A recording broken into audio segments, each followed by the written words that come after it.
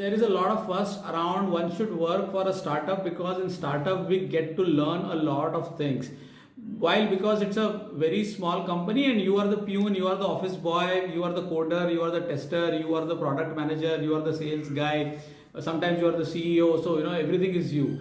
And that is why you get to learn a lot about how different functions work, and you really get some hands-on experience. But why do you really want that experience? Ask yourself.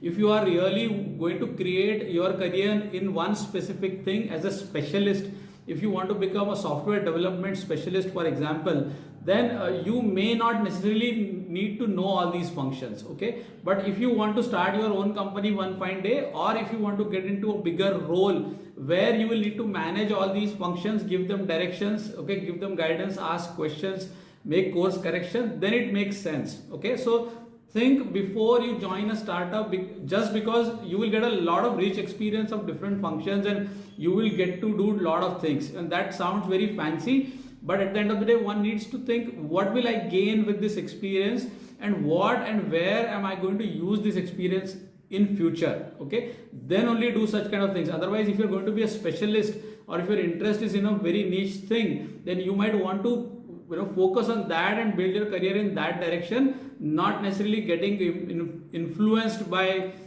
just because everybody wants to join startup to gain a spectrum of experience. Okay, I hope that made sense to you. Thank you. Bye.